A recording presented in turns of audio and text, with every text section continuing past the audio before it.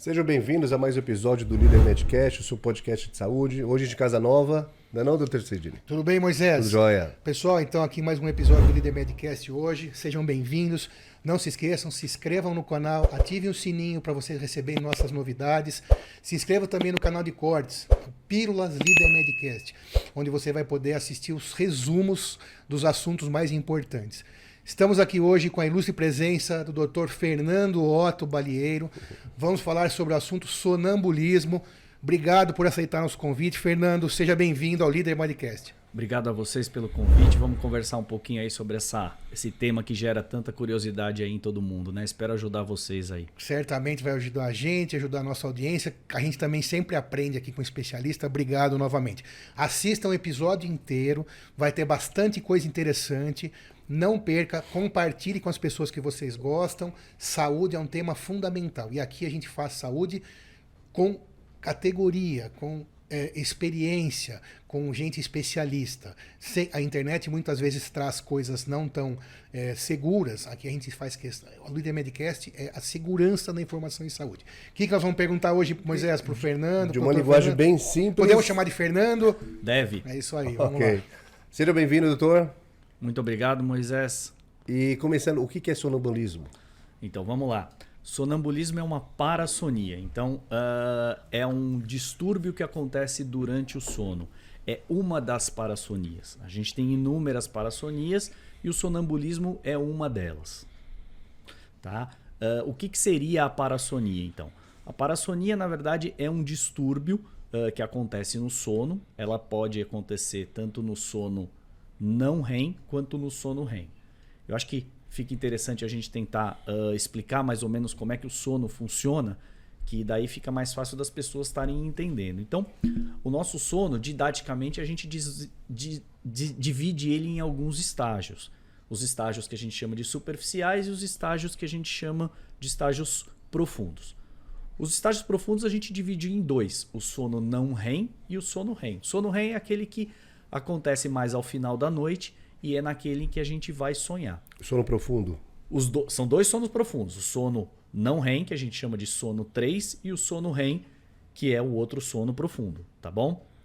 As parassonias elas vão acontecer durante o sono profundo. O que a gente acredita que aconteça? A gente acredita que aconteça, na verdade, uma mistura, algum distúrbio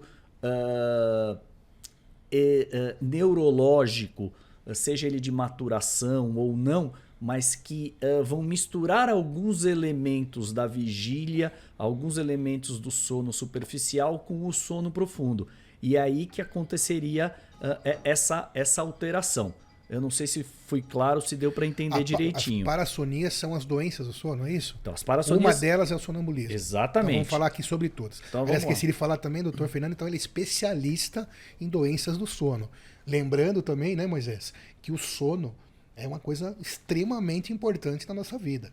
Qualquer tipo, existem até torturas, né, com tirando o sono, privação de sono, que realmente fazem muita diferença na qualidade de vida. Desculpa, então continuando. As parassonias são as doenças do sono. São um dos distúrbios do sono. A gente vai classificar os distúrbios do sono. Existem vários distúrbios. Aqui nós vamos nos ater às parassonias. Então, a gente tem vários tipos de parassonia. A gente pode citar as parassonias do sono não REM. Quais são?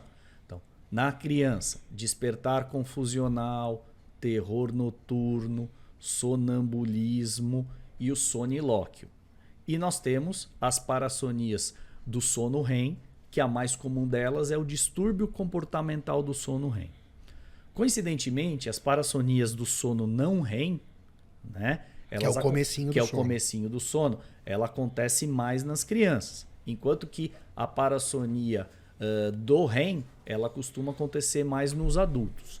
Não que isso não possa acontecer em todas as faixas etárias, mas é aquilo que epidemiologicamente a gente costuma ver mais.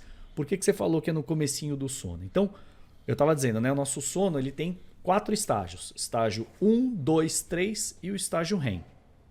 Então, a gente divide basicamente o nosso sono em ciclos. Cada ciclo é composto por um desses 4 estágios E esse ciclo vai durar em torno de 1h30, mais ou menos. Cada um deles. Cada um deles. A gente vai dormir mais ou menos 4... Deveria. Deveria dormir 4 ciclos mais ou menos por noite, de 4 a 5 ciclos por noite, né?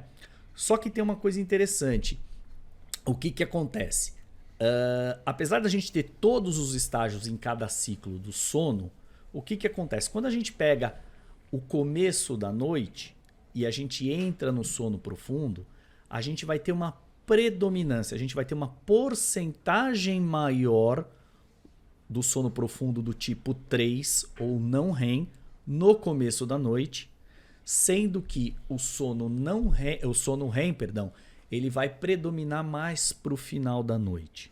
Tá joia? No final de toda a noite. Toda a noite. Você entendeu isso? São vários ciclos, é isso, né? Isso. Vários ciclos com essas fases. Com essas 4 fases. ciclos, o Dr. Fernando falou, para que seja um sono adequado. Adequado. E o sono, um desses estágios que seria o sono que posso chamar de que do outro dia você esteja revigorado. Tá. O sono reparador. O sono reparador, exato. Isso. São a soma deles ou só quando atinge o REM? Não, vamos lá.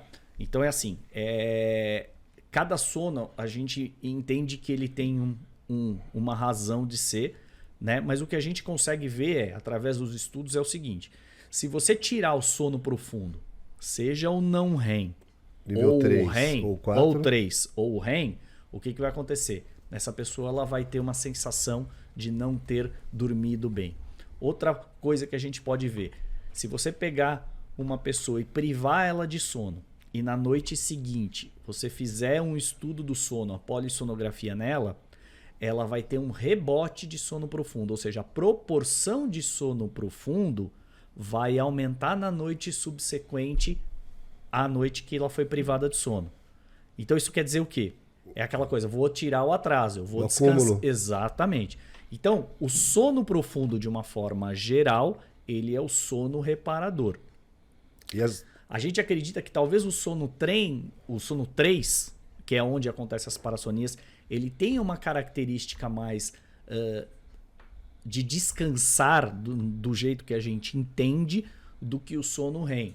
E o que a gente sabe é que o sono REM ele tem uma relação muito grande com todo o processo de aprendizagem. Então, todo o processo de consolidação de memória, de aprendizagem, etc., ele está relacionado com o sono REM. Então, assim, é importante, né, você dizer isso para estudante, né?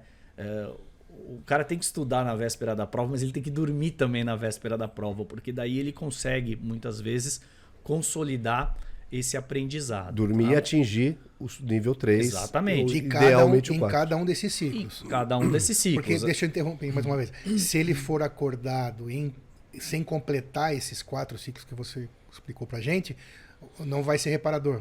Não vai ser reparador. Então isso é muito importante. Ou quanto mais despertar ele tiver ao longo da noite. Então, assim, eu posso ter, por exemplo, teoricamente, uma proporção de sono normal, mas eu tive inúmeros pequenos despertares ao longo da noite. Então, na verdade, esse sono foi o quê? Fragmentado. E quando desperta, volta para a fase 1? Você vai voltar para a fase 1 Entendeu ou isso? para a fase 2 até Entendeu atingir isso? de novo aquela profunda. Entendi, mas falando de experiência própria, tem horas que eu percebo no meu despertar que eu volto pro 1, leve, o cochilo. Então, hora que eu acho que eu acredito que eu entre direto no 3. É que você passa rápido pelas outras duas fases. A gente Mas não tem essa passa consciência. necessariamente. A gente não tem a Mas consciência. perdeu tempo. Perdeu tempo. Perdeu eficiência. Perdeu tempo. Entendeu isso? Entendi.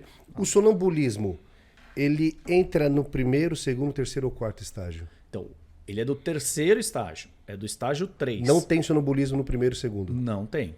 E tem como medir isso? Tem como medir. Essas questões das fases do sono? Tem como medir. Qual Você exame? mede isso na polissonografia. Então, o que é a polissonografia? Coloca para mim aqui na tela. Polissonografia é o exame do sono. Você vai monitorar algumas funções do corpo humano, não só cerebral, tá? Para você fazer um estudo do sono. A gente mede... Fica monitorado assim. Exatamente. Então, a gente mede algumas funções. Esse, na verdade, é uma representação de uma polissonografia simplificada. Essa Por é uma quê? simplificada. É uma simplificada. Por quê? Porque aqui a gente não tem O os eletroencefalograma. eletroencefalogramas. Então, o eletroencefalograma, é onde a gente vai conseguir medir os estágios do sono. São os eletrodos na cabeça. São os eletrodos durante da cabeça. o sono. Exatamente. Então é através da análise das ondas cerebrais que eu vou dizer, olha, tá no estágio 1, tá no estágio 2, tá no estágio 3 ou tá no estágio REM. Para o estágio REM, além da onda cerebral, eu preciso medir o movimento do olho e eu preciso medir o grau de contração muscular, que a gente chama de tônus muscular. Por que isso? Porque se você analisar a atividade eletroencefalográfica, ou seja, a onda cerebral no sono REM, ela é muito parecida com a onda cerebral de 3. quando a gente está acordado. Quando está acordado? Isso. Por isso que no passado, antes de se descobrir esse sono, a gente chamava ele do quê? De sono paradoxal. Por que paradoxal? Porque você olhava a onda cerebral e parecia que ele estava em atividade de vigília, parecia que ele estava acordado. Só que o cara estava lá deitado, você encostava nele, o ser não se mexia, né? E a partir daí começaram esses estudos, viam que se tinha o movimento rápido dos olhos, e aí veio o nome REM, que é o Rapid Eye Movements, né? E que a gente tem esse relaxamento muscular. Por que a gente tem esse relaxamento muscular? Mais uma vez se descobriu que no sono REM era onde a gente sonhava. Então a gente precisava ter esse bloqueio muscular para quê? Para a gente não encenar os nossos sonhos. Não, senão a gente encenava os nossos sonhos. Tá bom? Seria como se estivesse em vigília. Seria como se estivesse em vigília, mas não consciente. Sim. Tá? Então é assim que a gente divide, vamos lá, didaticamente o nosso sono e é assim que a gente vai monitorar isso. Então o que acontece com o sonambulismo? A pessoa vai, deita e dorme. Normalmente, quem tem filho vai saber que horas aparece o sonambulismo. Depende da hora que a criança for dormir. Mas vamos supor que a criança for dormir lá pelas 10 horas da noite, lá pela 00:30, 1h, ela vai ter um episódio de sonambulismo. Quando passou estágio 1, estágio 2... Exatamente, porque chegou a hora do estágio 3, não é verdade? E depois disso, 1h mais ou menos depois do primeiro episódio, a gente pode ter o segundo. E é a hora que ele vai ter esse episódio. Então, o que acontece? Se você estiver vendo a polissonografia, o eletroencefalograma, você vai ver que ele vai estar no estágio 3. Qual é a característica do estágio 3? É o que a gente chama de onda delta. É uma atividade do cérebro em que as ondas são extremamente lentas. Tá? Isso não tem nenhuma representação, não tenho por que dizer para você o que quer dizer que é mais lento ou não. Não. É simplesmente uma característica de onda muito lenta. Isso é muito característico. Para quem está acostumado a laudar exame, você vê e é muito fácil de ver. E de repente, nessa hora, de uma polissonografia, a tela borra. E se estiver sendo filmado, você vai ver que a pessoa passa a ter um comportamento motor. Aqui eu achei uma imagem só dos eletrodos, mas seria isso mais aquele outro, né? Isso mais aquele outro, exatamente. Tá, essa seria a polissonografia. E ela passa a ter um comportamento motor. Tá joia? Então essa é a característica do sonambulismo. Você vai ter um comportamento motor durante um estágio de sono profundo. Então está explicado porque o sonambulismo não ocorre no estado REM. Porque ele não ocorre no estágio REM? Porque o estágio REM tem um desligamento. Exatamente. Então, tem uma outra parassonia que a gente chama de distúrbio comportamental do sono REM. Então isso acontece em idoso. O que acontece? Normalmente o idoso ele passa a ter sonhos que a gente chama de épicos. É sempre luta, é sempre briga. E não é infrequente de procurar o médico porque o companheiro de quarto foi agredido num desses sonhos. Eu só sonho com luta e briga também, então eu já sou velho desde criança. Então, sonhos épicos. E o cara às vezes mas tá dando porrada em alguém não? Na esposa? É que no sonho a porrada nunca sai, né? E porque você tá bloqueado pelo REM, porque se desbloquear você acerta. Tá explicado. Isso acontece. Sempre lento, né? Isso acontece. Então, muitas vezes acontece isso. Eu falo, eu tô cansado de sonhar, eu acordo cansado de tanto sonhar, é sempre luta, é sempre desgastante. Mas etc. o sonho não é no estágio 3 e 4? Não, estágio REM. O sonho? Esquece o 4, não existe. Perdão, o sonho é no REM. Ótimo, então se a pessoa sonhou, quer dizer que ela descansou? Quer dizer que ela descansou. Eu só coloquei... Isso é importante. Sim. Então, para a pessoa medir, ela poderia usar isso como parâmetro clínico. Né? Mas você pode não lembrar dos seus sonhos e isso não quer dizer que você não sonhou. Claro. Eu só estava te colocando uma outra parassonia né? Que é a do distúrbio comportamental do sono REM, mas eu acho que ficou Deixa eu meio interromper uma coisa. confuso aqui. Quando a gente fala em parassonia, a gente sempre está falando em doença, Em distúrbio. distúrbio. Distúrbio Não é o do sono. normal. Não é o normal. Não é para ter. Não é pra ter. Para que tenha um sonho bom, perfeito, entre aspas, muitas aspas, é ideal não ter nenhum tipo de parassonia. Isso. Não é uma doença gravíssima, mas são sinais. Normalmente as parassonias, né? Então, por exemplo, sonambulismo, Paralisia do sono. Vamos falar sobre cada uma delas. Isso aí. Sonambulismo, distúrbio comportamental, não, perdão. Então vamos lá. Sonambulismo, despertar confusional, terror noturno e sonilóquio, que são as principais parassonias da infância e que são as parassonias que acontecem no sono 3. Essas parassonias, em geral, elas não comprometem a qualidade do sono do indivíduo, Do descanso. o descanso, mas compromete a qualidade do sono da família. Sim. Porque Do atrapalha companheiro, na do companheiro, da Mas são família. características de distúrbio do sono na fase infantil. A gente acredita Pediátrica. como é muito mais frequente na infância do que na adolescência e do que no adulto, a gente acredita que deva ter alguma questão de maturação do sistema nervoso central, né? Mas isso ainda não foi comprovado, né? Então, essas parassonias, elas são muito comuns por volta dos 5 anos de idade, que é quando mais acontece. Qualquer uma delas. Então, cada uma tem um detalhezinho diferente, mas assim, na grande verdade, elas são muito parecidas entre si. De O um que elas aspecto se geral. assemelham? Elas se assemelham basicamente que o quê? Você vai estar num estágio profundo do sono e você vai ter uma atividade motora em geral que não deveria ter naquele momento. Então, seja ela um movimento, levantar da cama, andar pela casa, ir ao banheiro, comer alguma coisa, dormindo, que é o sonambulismo. Você pode ter aquilo que a gente chama de despertar confusional, em que a criança, a gente fala que acorda, mas não acorda, né? Ela está dormindo, Sim. mas ela senta na cama e você tenta falar e ela responde, mas não responde direito e chora e etc e tal. E aí você deita ela de novo e parece a que nada dormir, aconteceu. ok. E aquela história que acordar o sonâmbulo é perigoso. Esse é um mito bastante. É um mito, né? O problema é que você não falado. vai É um conseguir... mito, fake ou é mito ou é verdade? É fake. Fake ou fato? É fake. O problema é que você não vai... O problema de você acordar o sonâmbulo é que assim, uma coisa que deveria durar alguns minutos, você vai estender aquilo por um tempo muito maior. Porque o que acontece? Como é um sono profundo, o esforço que você vai ter que fazer para acordar aquela pessoa é enorme.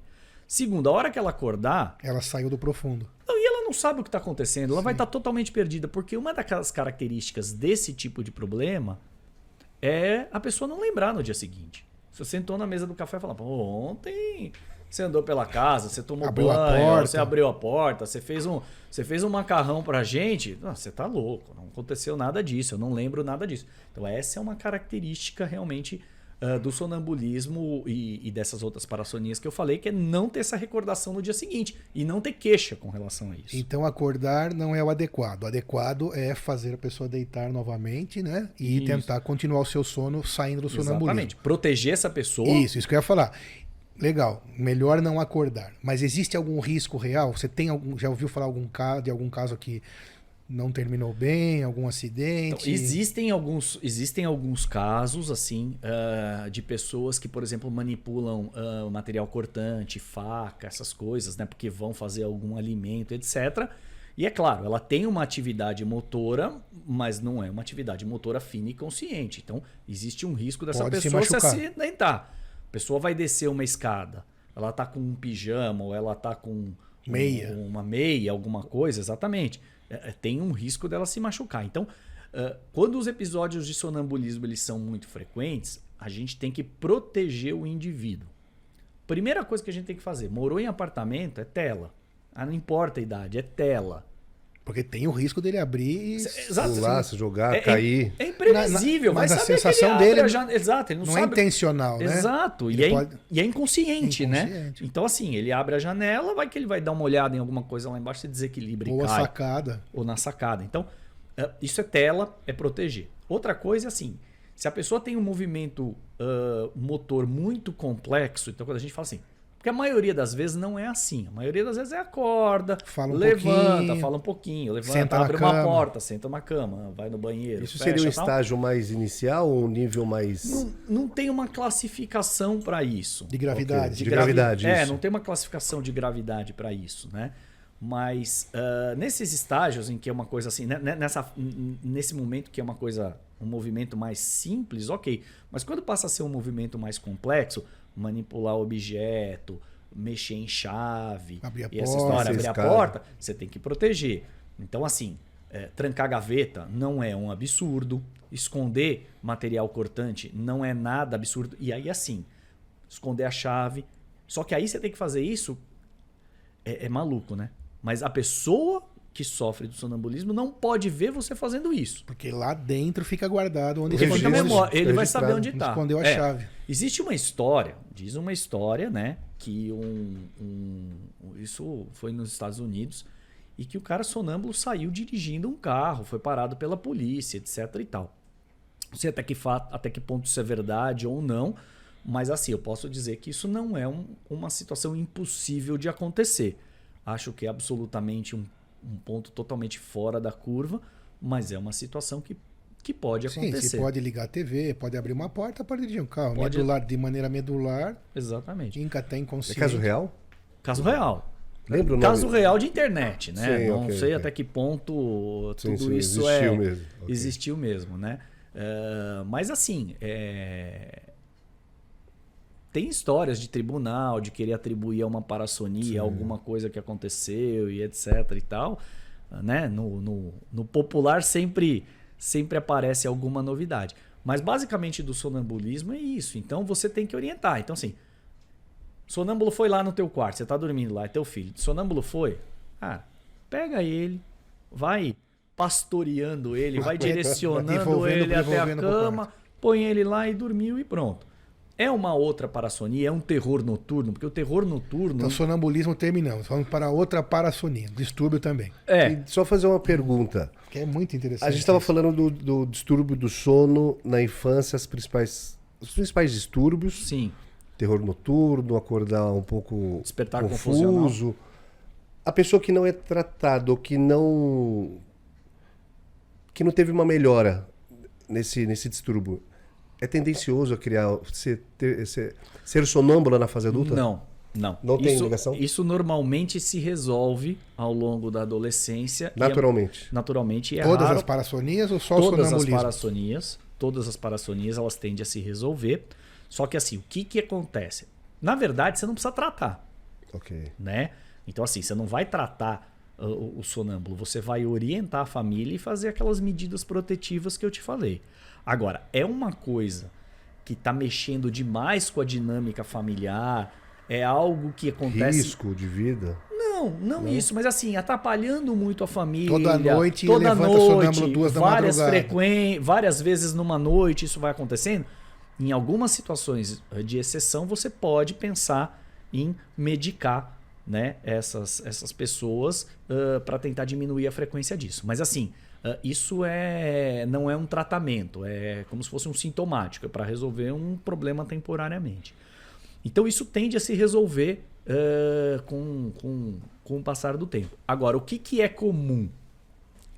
É comum, eventualmente, o adulto que foi sonâmbulo na infância poder ter um ou outro episódio na adolescência, na vida adulta e etc. É mais fácil quem teve na infância ter durante a vida adulta do que um adulto que nunca teve algo do gênero Começar a ter. começar a apresentar ou apresentar pontualmente alguma coisa do gênero, tá? Então é essa a ideia que a gente tem. Os outros distúrbios é comum ter na infância? A maioria das crianças tem? Sim, são mais comuns. Por exemplo, o despertar confusional, o terror noturno e o sonilóquio, que é falar durante o sono, é muito mais comum até do que o próprio sonambulismo, Ok. né? Então, assim, tem uma característica muito interessante disso tudo. Eu fiquei sabendo que você vai ser pai, né? Sim, sim. Né? Então você já vai se preparando, né, para isso. Mas assim, por exemplo, a criança que tem a parassonia, seja ela qual for, né? Então vamos gente vai mais uma vez colocar naquele guarda-chuva parassonia. Terror noturno, sonambulismo, despertar confusional. A criança que tem a parassonia, existem normalmente fatores que são gatilhos para isso. Então, por exemplo, festinha infantil no buffet. Aquele dia que você chegou bem cansado, que você fala, hoje eu vou dormir bem e o meu filho vai dormir bem porque ele se cansou na festinha, a chance maior dele ter um episódio nesses dias. Então, dias em que são extremamente intensos para a criança, tem mais estímulo, extremamente agitados, tem uma tendência a esses episódios serem mais frequentes nessa noite. Tá? O terror noturno, acho que também a gente ouve no popular as pessoas falarem. Fala mais sobre o terror noturno, acho que... O terror noturno, bem... eu acho que é o mais angustiante. Isso. Eu acho que esse é o mais... De todas as parassonias, ele é o mais angustiante. Por quê? Porque ele é diferente, né?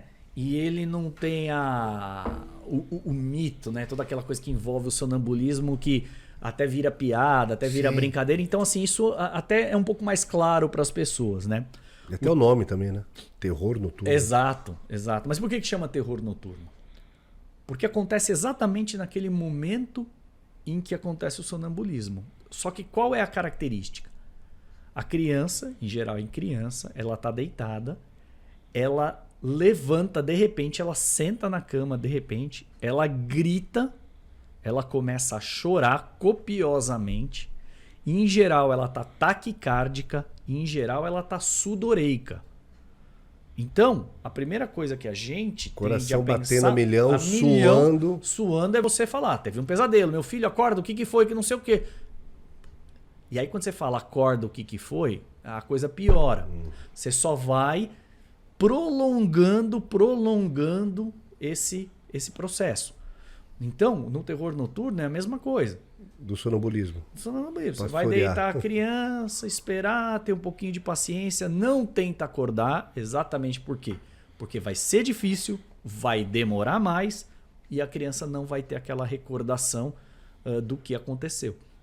Então chama terror noturno por essa característica do grito, do choro e da sudorese e dessa liberação, vamos dizer, autonômica, né? Essa ativação do sistema nervoso simpático aí que acontece no terror noturno, que se assemelha ao despertar confusional.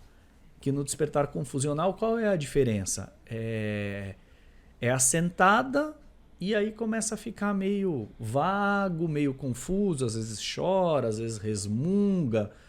Você pergunta uma coisa, responde outra, e aí é a mesma coisa. Bota para deitar e a coisa segue em frente. Agora, a sensação de quem está tendo o terror noturno é ruim, é péssima. Ou não lembra? Não tem lembrança. Tá dormindo. Mas caso seja acordado, aí vai ser péssima. Ele vai estar confuso, ele não vai saber o que aconteceu. E possivelmente no dia seguinte... Não vai nem lembrar. E se ele lembrar que ele foi acordado, ele vai perguntar, mas por que vocês me acordaram à noite? Do grito, da sentada na cama, não lembro, não me acorda. Nada. Isso é importante. Não tem lembrança então, nenhuma. É adequado que se tente fazer voltar para o ciclo de sono. Exatamente. E dê continuidade a isso. Então é só um sintoma ou uma característica que parece ser muito ruim, aquele grito, porque a impressão é muito ruim, né? Péssimo, a primeira vez deve assustador, exatamente. Sim. Não, e você, né, como pai ou como quem mora junto, Claro. você tá dormindo gostosinho no teu sono ali, né? De repente um grito. No meio meio da noite, você fala, o teu coração vai na boca, né? Você dispara o coração. E aí você chega lá no quarto, você sai correndo para ver o que aconteceu. A criança tá lá. Vidrada. Né? Vidrada. Suando, coração batendo, chorando. E você tenta acordar, né? Essa é a primeira reflexo. A primeira vez é você tentar saber o que aconteceu. Recado importante. Então, nessas parassonias, que tem toda essa lenda, né? O que fazer, essa dúvida. Tanto no sonambulismo, terror noturno, ou no sonilóquio, a tentativa, acho que em geral, na medicina tem muito isso, igual, acho que eu me lembro sangrou o nariz, o que eu faço? Coloca a cabeça para trás, isso, acabou de se afogar com sangue. Exatamente. Então, né? acho que no sonambulismo tem muito isso, né? E em todas essas situações, esses distúrbios do sono, a tendência é acordar, então ela está muito errada. Adequado é que se coloque para dormir e retome o ciclo natural do sono. A grosso modo. Perfeito, perfeito. E assim, eu acho que o único recado, a única mensagem que fica aí é que assim, não tem problema, você não vai causar nenhum mal para a pessoa se você acordar essa pessoa, mas é assim, é um esforço absolutamente desnecessário e não vai trazer benefício nenhum para ninguém, nem para quem está tendo problema e nem para você. Você vai, em vez de você voltar a dormir logo, você vai levar mais tempo ainda para dormir todo mundo. Ou tá? seja, não tem nenhum Não tem benefício nenhum em benefício. acordar. Exatamente. E é de alta frequência? Diária, semanal, mensal? Pode acontecer de Qual que é tudo. o mais comum acontecer? O mais comum é acontecer de forma eventual e, como eu te falei, relacionado aí com essa questão das atividades diárias, dos dias agitados e etc e tal. Esse é o mais comum, né? Existem casos extremamente... No caso da infância, né? Na infância. Conforme o dia, conforme a atividade. Isso. Então, assim, mas existem crianças em que isso passa a ser frequente, mais de uma vez por semana, né? E aí, nesses casos, você vai avaliar. Em alguma interferência e vai ter alguma de tratamento. Exatamente. Agora, eu posso te falar com tranquilidade que isso é raro. Porque, assim, na prática do dia a dia do consultório, quantas vezes eu mediquei alguém para algum tipo de coisa desse sentido? Posso te dizer, 1, 2 vezes e olhe lá. A grande maioria das vezes, o que a pessoa precisa é de uma orientação. Ela precisa de um esclarecimento. Ela precisa saber o que está acontecendo para ela poder lidar com aquilo, né? E mais do que isso, o interessante, a gente percebe isso, é que assim, quando você coloca essa questão aí do gatilho, do fator desencadeante e tal, os pais já se preparam, né? Então eles vão na festinha e aí eles já sabem que essa noite eu vou me preparar porque agora pode acontecer. Então fica mais tranquilo de você lidar com o problema. E alguns casos tem recomendação para higiene do sono? Nossa, eu acabei de pensar isso. Foi? Então, eu ia perguntar isso. Na sintonia. Meu Deus, exatamente isso. Porque isso deve influenciar. Porque na verdade é uma forma de você prevenir, então. Foi Exatamente. Na festinha, dá para ainda ter a higiene do sono? Dá, né? Vamos falar um pouco sobre higiene do sono. Então, higiene do sono é uma coisa muito legal. Muito, assim, muito. Eu resumo a higiene do sono de que maneira? Eu acho que a higiene do sono ela é o quê?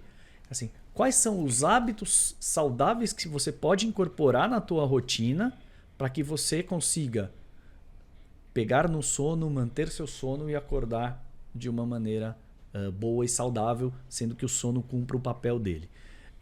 A higiene do sono ela é indispensável e ela é fundamental para qualquer um que tenha problema para dormir. Se você que não tem problema nenhum para dormir conseguir ter a higiene do sono, ótimo, muito bom. Mas para quem tem problema, ela é indispensável. Então, E efetiva. Então, primeira coisa da higiene do sono é o quê? Hábitos regulares. Então, o ideal é que você tenha um horário que você deite, aí um horário que você durma e um horário que você desperte. Esses horários eles têm que ser próximos, né? Tanto durante a semana quanto o fim de semana. É claro que a gente sempre vai ter, né? Atrasar um pouquinho ou adiantar um pouquinho, mas de uma forma geral, não pode ser aquilo que todos nós fazemos na nossa adolescência, né? Às vezes dorme às 4 da manhã. Dorme às 4 da manhã, vai acordar às 3 da noite. tarde. Exatamente. Então, mas de uma forma geral, para quem tem problema do sono, a gente precisa Dessa disciplina dessa com disciplina. horário. com horário. Celular, internet, Vamos lá, filme. Então vamos lá. Então o que acontece? Como é que o nosso corpo ele é sinalizado que precisa ir dormir? Então assim, a gente tem marcadores. A gente tem todo mundo já ouviu falar do ciclo do ritmo circadiano. Por que chama ritmo circadiano? Porque ele dura 24 horas. Os nossos ouvintes, acho que não ouviram falar do ritmo circadiano. Explica então, para nós antes de entrar na higiene do sono. Então, o que é ritmo importante? circadiano? O ritmo circadiano é um conjunto de funções biológicas do nosso corpo que duram o dia. O nosso sono ele entra no nosso ritmo circadiano. Então, secreção hormonal, uma série de coisas fazem parte do nosso ritmo. A gente fala de circadiano porque é por volta de um dia. Só que o nosso relógio de sono ele não dura 24 horas. O nosso ciclo sono-vigília ele dura 25 horas. Então, todo dia a gente se adapta, a gente ajusta. Quais são os nossos marcadores? dia e noite, claro e escuro, né? E os marcadores sociais. Relógio, alimentação, compromissos de trabalho e etc e tal. Então é assim que a gente vai ajustando o nosso corpo, tá bom? Desde Thomas Edison, né, a gente conseguiu estender um pouquinho o período de claro com a luz elétrica. Então, né, a gente vai cada vez mais tentando, entre aspas, ser mais produtivos, né, com a questão da tecnologia, e isso vai empurrando o nosso sono. Então, o que é importante? O que é importante é assim, vai chegando o período da noite, a gente tem que começar a desacelerar. Então, a primeira recomendação que eu dou é ter uma rotina. Então assim, olha, eu cheguei em casa, iluminação de casa, iluminação indireta. Evitar esse tipo de luz de estúdio, de escritório, essa luz branca. Dá preferência para luz amarela. Normalmente luz indireta, então o que? Abajur, né? Que dá um tom um pouco menor. Vai usar celular, vai usar tablet, vai usar computador? Ok, a gente recomenda que não. Mas você vai usar? Ok, dá para você se antecipar. Então, ativa no seu computador, ativa aí no seu celular. Todo celular tem o filtro de luz azul, né? Então, o que é? A gente tem essa luz que a gente chama de luz azul, que ela é emitida pela tela eletrônica, e essa já está comprovada cientificamente que ela bloqueia a secreção da melatonina. A melatonina é um dos hormônios que vai ajudar a gente a induzir o sono. Então, se você ativar o filtro de luz azul do seu celular, você também vai estar ajudando então, aí quer dizer, o teu corpo. Para a gente conseguir entrar num sono, a gente precisa produzir a melatonina. E a luz inibe essa produção. Perfeito. Então, e ela tem um horário. A luz da sua casa, você que tem que controlar. Qualquer luz vai bloquear a secreção. Porque o seu olho não sabe se é do sol, exatamente, ou se é da lua, ou quer dizer, da lua não, o reflexo que seja. Por isso que cego tem alguns distúrbios de sono. Distúrbio de ritmo de sono. Olha que interessante, tem menos. Não, tem alguns, né?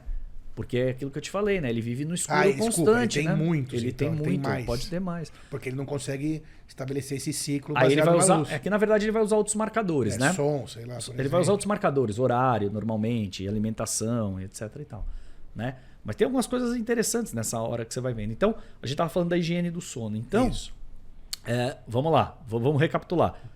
Horário regular, luz indireta, luz bloqueio, filtro de luz azul do celular, tá bom? Aí vem aquelas outras coisas que a gente tem que pensar. Então, alimentação. Uma alimentação tem que ser mais leve, né? Antes de dormir. Ah, eu gosto de tomar um leitinho morno. Tranquilo. Eu gosto de tomar um chazinho. Tranquilo. Mas você vai parar a tua cafeína lá na hora do almoço. Se você tiver problema com isso, se você não tiver problema, ok. Claro, lembrando isso, tem gente que toma café para dormir. 10 da noite e dorme bem. Exato. Eu não também. tenho problema nenhum. Eu também. Por exemplo, eu não gosto de televisão no quarto, me atrapalha para dormir. A minha esposa adora. Então a gente entra lá no. Então tem televisão, obviamente. Né? Claro que tem televisão, óbvio. né? Mas a luz da televisão me atrapalha mais do que o som. Então, para quem tem problema para dormir, tira a televisão do quarto. Facilita. Né? Tendo uma boa higiene do sono, você facilita o teu início do sono, né? E isso é legal, porque... E vai diminuir os distúrbios do sono. Tende a diminuir, claro. Né? Você tende a ter uma qualidade, você tende a ter uma satisfação maior com aquela tua noite de sono. Né? O grande problema é que assim, as pessoas elas vão para o quarto e aí elas vão produzir no quarto. Elas vão trabalhar no computador, elas vão fazer rede social, elas vão ver televisão e tal. Então assim, a cabeça tá ligada, a gente precisa desacelerar. Né? Até porque nesse momento que você vai deitar para dormir, você não vai conseguir resolver nada da tua vida ou da vida de alguém. Já teve o dia todo. Até você pode ter alguns insights, até você pode ter algumas ideias maravilhosas. E aí vem a outra dica da higiene do sono, que é o seguinte, teve uma ideia linda e maravilhosa? Anota. Exatamente. Anota. E acabou. E uma outra daí dica é a seguinte. Deitou na cama, o sono não vem, o que você faz? Vou ler um livro. Você vai ler um livro. É isso que você faz. Você também. Eu já faço pouco. Geralmente pego o celular. Digamos que eu tenho poucos problemas para dormir, mas eventualmente dou uma rolada para lá, rola pro outro Exato. lado. Conta carneirinho. Conta carneirinho. Então, que é o que a gente fala para não fazer. É. Então, assim, não dá para você ficar fritando na cama esperando o E sono qual é a vir, dica, então? né? Que eu a usarei. Essa eu ouvi de um professor que foi muito legal. Ele virou e falou assim para um paciente uma vez, né? Eu estava no ambulatório, eu estava fazendo a especialização e o paciente com insônia, né? E aí, não, doutor, porque eu deito e aí eu levo umas 2 horas para pegar no sono. Aí, o que você fica fazendo? Ah, eu fico lá, rolo de um lado pro outro, fico esperando o sono vir. Ah, tá. E me conta uma coisa, quando você senta na mesa para comer e você não tem fome, você fica lá sentado na mesa esperando a fome vir? 2 horas. 2 horas, 3 horas, tal, né? E aí eu achei essa uma dica muito legal. Então, na verdade, o que a gente vai fazer é tentar restringir o tempo de cama da pessoa. Então, assim, deitou, passou 20 minutos, meia hora, o sono não vem, sai da cama. Vai para a sala, vai fazer alguma atividade relaxante e monótona. Pode ler um livro, mas não vai me ler um Stephen King, né? Pode ver uma coisa na televisão, mas de preferência alguma coisa que seja bem chata, né? Não um filme de ação. Não um filme né? de ação, um filme de terror. Nenhum de terror, né? De E ver um suspense. romancezinho, Exato. Uma Uma água com comédiazinha açúcar. romântica, né? Mas garante que tua esposa tá dormindo, senão ela vai querer assistir com você, né? E se você dormir, daí complica. Aí, putz, aí nós estamos perdidos. Acabou. Aí, mas então é É restringir, brincadeira, viu, gente? é restringir o tempo de cama. É brincadeira, mas é verdade. É restringir o tempo de cama, porque daí você começa a condicionar o seu corpo, você Perfeito. começa a ensinar o seu corpo que a cama tá lá para dormir. A gente pode fazer outras coisas na cama, tá bom? Mas basicamente para dormir. É importantíssimo isso, porque o sono é muito relevante na vida. Uma noite sem dormir direito faz com que o dia seguinte seja péssimo. Muito ruim. Péssimo. Seja muito ruim. Principalmente para E quem. somando isso daí, vai piorando. Isso, E e muito. vai acumulando. E profissionalmente é horrível, para o atleta é horrível, para qualquer pessoa é muito ruim. Então, sono é um assunto que vem sendo estudado profundamente e não há muito tempo. Não. Né? São coisas muito novas. Para você ter uma Exatamente. ideia, Sidney, o sono REM ele foi descoberto em 1953. Super recente. A gente fala de apneia do sono 30, 40 em anos. 1972, até a tua idade. 50 anos. 50 anos. Recentíssimo. Super novo, né? Então, Muito. assim, tudo que está relacionado ao sono para a medicina é algo muito jovem, é algo muito novo. E a relevância disso é incrível. Então, voltando à higiene do sono. Então, disciplina com horários. Disciplina com horário, bebidas cafeinadas evitar,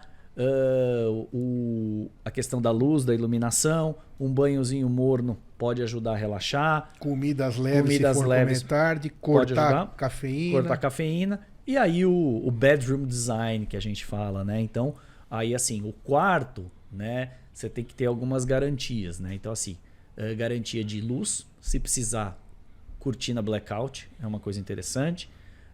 Dependendo de onde você morar, janela anti-ruído pode fazer diferença, tá?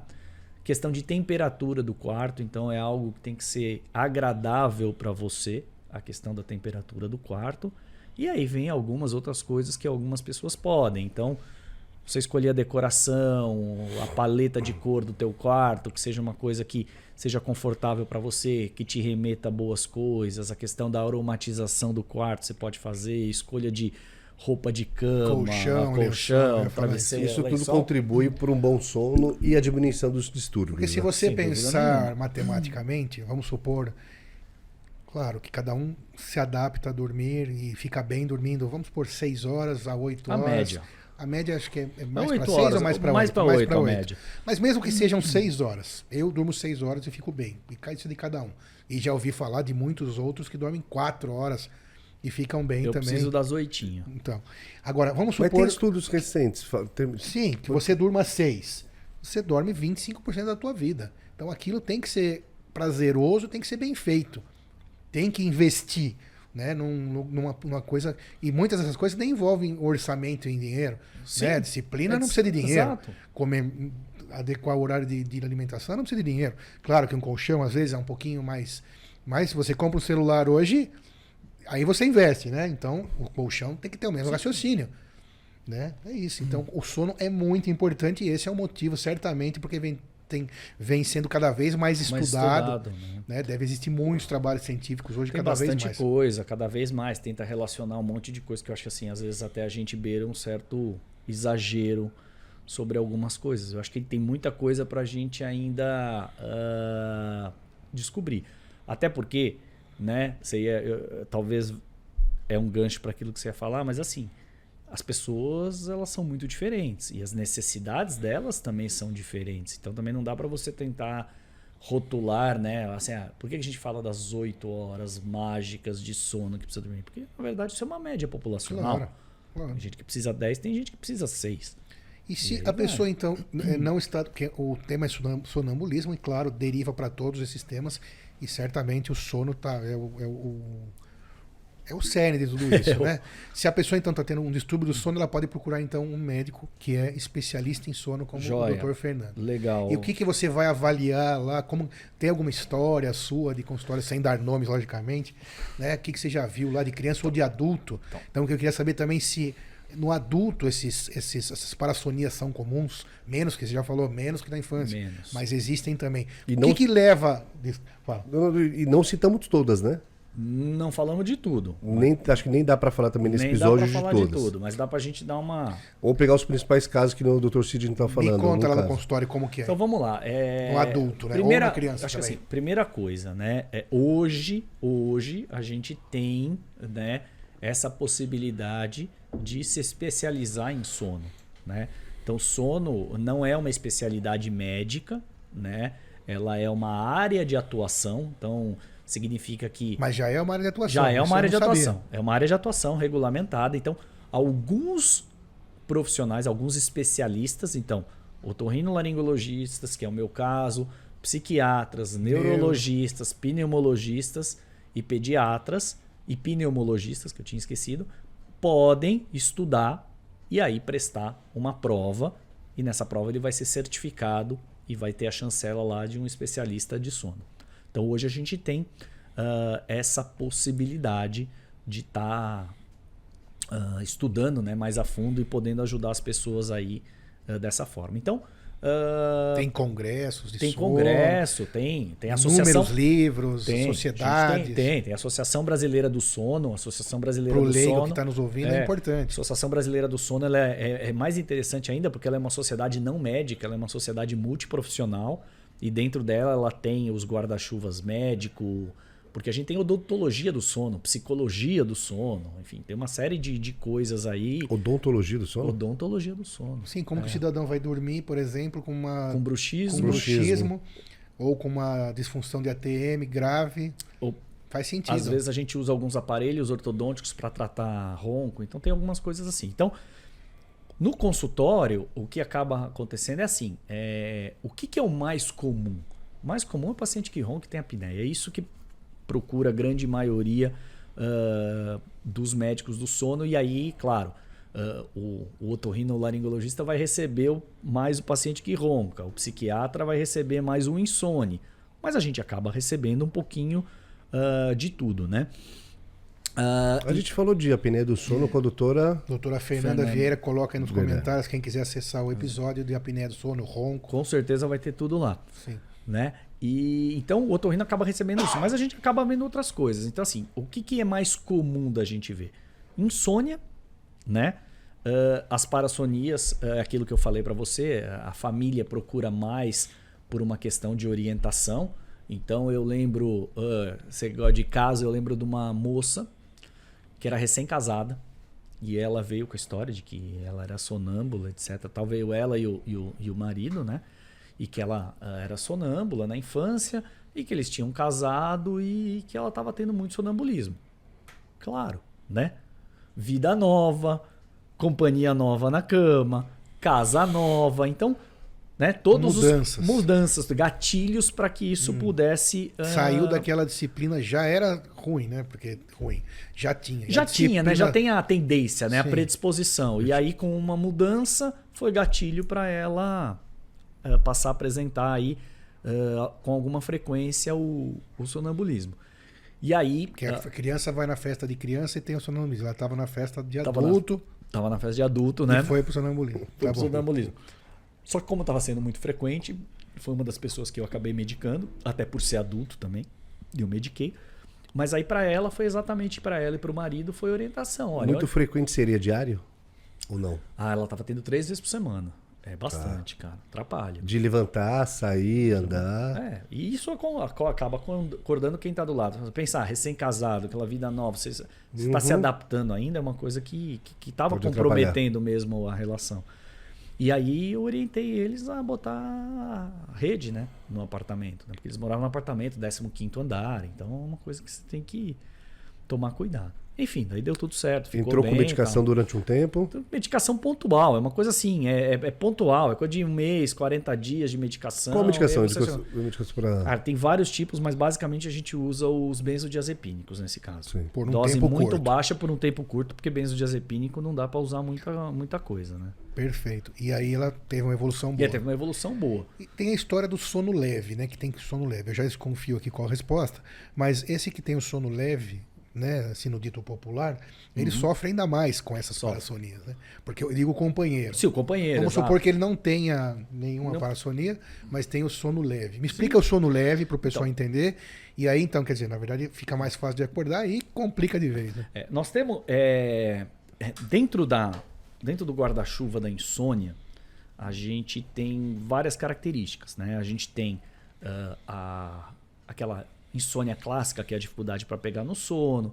A gente tem uma outra coisa que é a pessoa que desperta no meio da noite tem dificuldade para pegar no sono. Ou a gente tem aquela pessoa que acorda muito cedo. Então essas são as características da insônia clássica. Mas a gente tem uma insônia... Todos esses a gente pode classificar então como insônia. Como insônia. Esses que você falou. Sim. Só que tem uma característica que a gente chama de má percepção do sono. E eu tenho certeza que todo mundo que está aqui já aconteceu isso alguma vez na vida. Que é aquela sensação que, assim, você tem consciência que você dormiu a noite inteira, mas você fala que não dormiu, né? Ou você dormiu, mas você sabe tudo o que aconteceu, né? Eu brinco, eu falo que o cara dorme com um olho aberto e outro fechado, né? Que é a má percepção do sono. Então, quando Isso pode acontecer Isso uma vez de vez em quando. Me fala. Isso é um ponto legal, porque assim, também outra coisa, a gente estava falando de higiene do sono, lembrar o seguinte, né, gente? Se você tiver um compromisso importante, se você tiver um compromisso profissional, se você tiver um horário específico para acordar, se você tiver alguma coisa que vai te deixar um pouco mais alerta e ansioso, você vai dormir um pouco pior nessa noite. Faz parte do jogo. Isso faz parte do jogo, exatamente. Então, a má percepção do sono, a gente pega às vezes na polissonografia, você pede pro o cara tem insônia. Você pede para ele ir para o laboratório do sono. Para quê? Para diagnosticar? Não, só para provar que ele dorme. Aí ele vai lá e dorme. Porque aí, lá, mais uma vez, você está registrando a Você onda cerebral que ele dormiu, ponto final. Ponto final. Exatamente. É exame terapia, né? Aí ele chega para você e fala assim, falei, doutor, adiantava nada ir lá, não dormi nada. Aí você bate o olho lá, o exame durou, sei lá, 6 horas. O cara dormiu 4 horas e meia. Não, aí você dormiu 4 horas e meia. Como, doutor, que eu dormi? Eu sei tudo que aconteceu, eu sei tudo que falaram, que não sei o que e tal. Então, aí você precisa explicar para ele que ele tem uma má percepção do sono. E é isso que eu acho que acontece um pouco num determinado grau com essa história do sono leve. Então, o que acontece? É aquela pessoa que ela tem um traço mais ansioso, ela tem uma característica de ser uma pessoa um pouco mais agitada, com uma dificuldade maior em desligar. Então ela tende a dormir com um limiar de alerta muito baixo. Então qualquer coisa ela se ativa. Então eu acho que é essa que é a questão aí do sono mesmo leve chegando que no nível 3. Não, mesmo chegando no nível 3, ela é muito mais facilmente despertável do que uma pessoa que não tem problema. Mas ela descansa, é reparador do Descansa, sono. reparador. Mas ela tem queixa. Isso seria as ondinhas que são Isso lidas são na polissonografia. Perfeitamente. Essa é uma polissonografia completa. Aqui a gente vê as ondas cerebrais, aqui em cima. Aqui é o movimento... Já dormindo ou não? Aqui, ainda não. Aqui não dá para saber, né? Tá, aqui tá comprimida a imagem, mas, sim. mas é assim, ó. Não, aqui tá dormindo. Dá para dizer que tá dormindo porque aqui ele tá fazendo a apneia embaixo. Só por isso. Mas aqui são as ondas cerebrais. Então já mede as ondas cerebrais. Mede as ondas cerebrais. Através do eletroencefalograma. Movimento dos olhos. Também verifica o tal do Rapid Eye Movement. Rapid Eye Movement. Aqui o que é? Ó? Aqui é o canal... Aqui, ó. Tá vendo aqui o azulzinho? É o canal do Estamos queixo. vendo, não estamos entendendo nada, mas estamos vendo. É o canal do queixo. Então, o que, que ele está pegando aqui no queixo? Também está monitorado. O tônus muscular, para poder dizer que está no sono REM. Aí, aqui eu não consigo. Aqui é o eletroencefalograma, o eletrocardiograma. Aqui é o tibial. Então, aqui é o músculo da perna que está sendo monitorado, porque existem alguns movimentos repetidos que a gente pode ter, alguns movimentos estereotipados de perna que não tem nada a ver com parassonia que pode acontecer. Involuntário. Isso. E aqui são os canais respiratórios. Então aqui a gente tem cânula nasal, termistor nasal, cinta abdominal, cinta torácica. Então é isso que vai determinar, e a partir daí, isso a Fernanda deve ter falado um monte para vocês, que é como a gente vai diagnosticar a apneia, e aqui a parte da saturação do oxigênio. Perfeito. Então é um monitoramento bem completo que a pessoa faz lá numa clínica especializada para você ter um diagnóstico preciso da qualidade desse sono e da conduta a ser tomada. Porque nós estamos falando aqui de sonambulismo e parassonias que não tem tratamento, não tem problemas. Mas isso, a polissonografia é outra coisa, né? E que não precisa da polissonografia para a gente fazer o diagnóstico. Isso, o diagnóstico é clínico. Exato. Mas você acha as fases para o pessoal entender porque Exatamente. eu coloquei. Mas distúrbios da polissonografia já são outra história. Outra história. Do problemas de Você vai sono. identificar outras coisas aí que aí você vai precisar. Algumas doenças específicas você vai precisar da até para ter polissonografia. certeza também, talvez, que se é uma parassonia mesmo. Né? Porque quando dá para confundir alguma coisa? Dá para confundir, mas quando tem muita dúvida. Até porque, Sidney, qual é o problema? Qual é o risco? O risco é você mandar o cara fazer uma polissonografia e naquela noite ele não ter a parassonia. Sim, entendi. Então esse é uma bobagem, né? Às vezes assim. Então a polissonografia não se encaixa muito nas parassonias, Não. mas se encaixa muito no diagnóstico de sono, né? De sono, sim, sono bom. que é o que a gente tem. Sim, É a ferramenta que a gente tem hoje em dia. Os principais distúrbios, então, acaba sendo o guarda-chuva, né? Como dito. Insônia, sonambulismo. Insônia, parassonia, distúrbios respiratórios e distúrbios intrínsecos Isso do próprio só ciclo do sono sono, invisível. só do sono. Os guarda-chuvas principais. Aí embaixo desses guarda-chuvas Aí, tem mais 4, 5 patologias. exatamente. Então, se você fizer uma conta bem rápida, 30 patologias aí. Narcolepsia, paralisia do Narcolepsia sono. é uma outra história. A gente pode voltar um dia para falar de narcolepsia. Legal. Narcolepsia é bem legal. É bem diferente. Esse é um distúrbio intrínseco do sono, do ciclo sono-vigília. Esse é um problema do sono propriamente dito. Esse é uma alteração de neurotransmissão.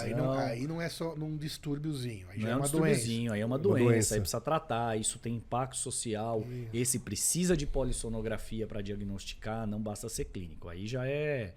Aí o buraco é mais embaixo. Parassonia seria também, poderia falar que é a paralisia do sono. Que eu já falei umas Não, a 3 paralisia vezes. do Não, sono, não. ela é um sintoma da narcolepsia. A gente vai Ok. usar a paralisia do sono para tentar encaixar essa pessoa no diagnóstico, vamos dizer, sindrômico da narcolepsia e fazer uma investigação propriamente Ok. dita. Porque normalmente quem vem com narcolepsia, ele vai chegar queixando basicamente de muito sono durante o dia.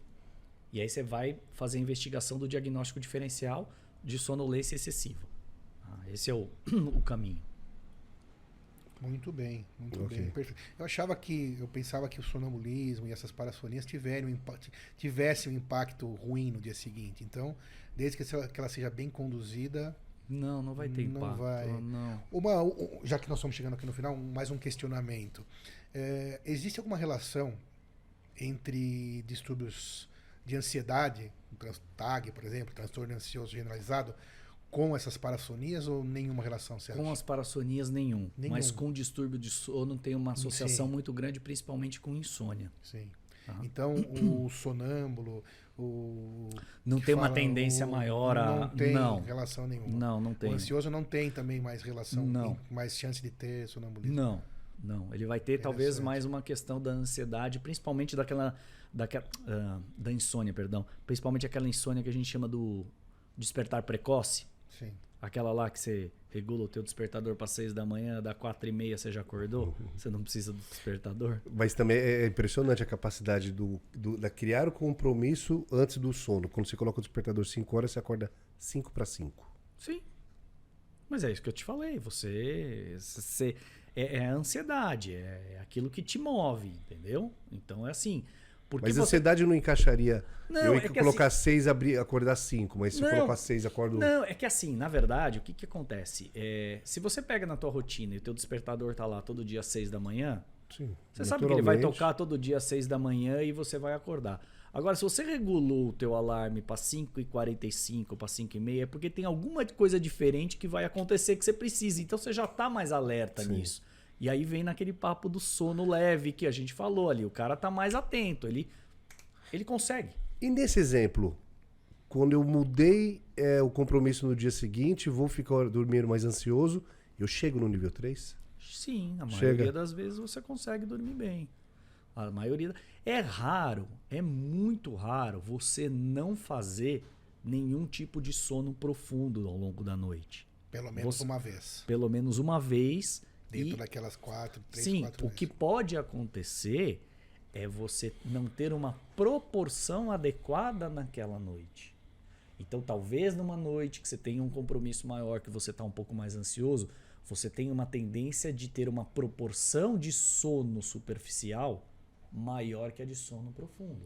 E ok, isso não vai te trazer nenhum problema de rendimento, de performance no dia seguinte. Só que um dia isolado. Isso é pontual, exatamente. Aí na noite seguinte você vai ter aquele rebote que eu falei lá no começo. Sim. Vai dormir Vai virar mais. Vai acúmulo. dormir mais e pronto. E aí a proporção. Esses marcadores que tem celular ou até outro celular, relógio ou até outros marcadores. Os gadgets, os nossos. Isso. Ele trackers. só mede o batimento cardíaco. Dá pra ter ou mais. Na verdade, então, isso é muito legal. Eu já dei uma aula em congresso sobre aplicativos. Isso é muito legal. É que tem um problema. É o seguinte. É tudo built-in. Então, assim, você não sabe. Você sabe o resultado, mas você não sabe como o cara fez a mágica. Sim. Porque cada empresa faz a dela. Tá? Então, por isso que é muito difícil você extrapolar isso para uma ferramenta de uso clínico.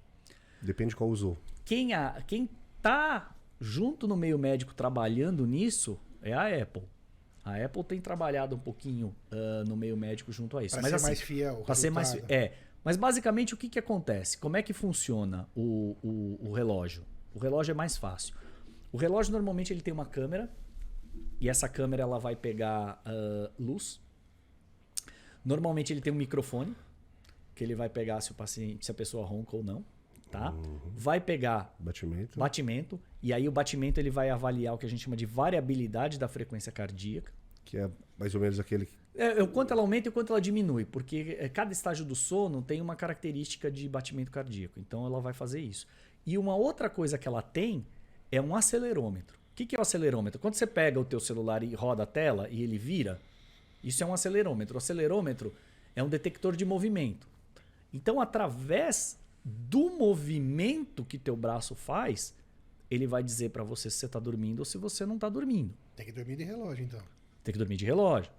Né? Se tiver interesse em medir. E aí, claro, que ele vai pegar, né, o horário, etc. E tal. Ele vai fazer, então, toda uma soma de todas as informações para tentar dizer se você está dormindo. Mas, por exemplo, uma vez eu estava usando um desses trackers e fiquei na sala de casa vendo um filme. E era um filme longo, esses filmes de 3 horas, 3 horas e meia. E aí depois eu fui olhar e deu que eu tinha dormido à tarde. Por quê? Porque eu fiquei imóvel ali, parado, né? Então tem as suas falhas também, tal. Mas assim, pode ser útil. pode ser Muitas útil. vezes muito útil. O que eu acho mais legal, dessas ferramentas é que isso aí engaja a pessoa. Sem dúvida. Então, isso assim, a pessoa está engajada na saúde dela. Seja no sono, seja na atividade exercício, física, seja no beber água, seja no perder peso. Ela está engajada nisso aí. Então ela está preocupada com isso. Então isso traz ela para o tratamento, traz ela para ter uma aderência ao tratamento, para ter até uma forma objetiva de medir alguma coisa e falar, poxa, parece que está melhorando, parece que não está melhorando, etc. E tal. Sim, é um parâmetro que ela pode usar Exatamente. ela mesma em casa e conseguir ter um sucesso. Perfeito. É isso aí. Bom, excelente. A gente, o Líder Medcast, agradece muito as explicações. Aprendi bastante aqui também. Esclareceu suas dúvidas. Todas. Fernando, mais obrigado. Tem mais alguns, mas é para outro episódio. Sim, a gente vai ter que ter outro, porque sono é muito Sim. longo. Vamos marcar, muito Vamos legal. marcar. É super bom esse bate-papo, Palavras esclarecer todo mundo mesmo, desmistificar algumas coisas, eu acho que é o mais importante, como o Sidney falou aí no começo, eu acho que a internet ela é uma grande ferramenta democratizadora da informação, mas isso vem com seus problemas também. Tem que Então tomar a gente cuidado. precisa ter cada vez mais fontes seguras de informação, não só na área da saúde, seja ela qual for. Qual informação você for procurar, você precisa se certificar de que é uma informação vinda de quem realmente sabe do que está falando. Perfeito. Então, muito obrigado por dividir informação. Não se esqueçam, se inscrevam no canal, que é isso que faz com que a gente possa continuar dividir informações de qualidade com vocês. Obrigado, Fernando. Obrigado, Moisés. Até a próxima, Tchau, pessoal. gente. Até a próxima. Até a próxima.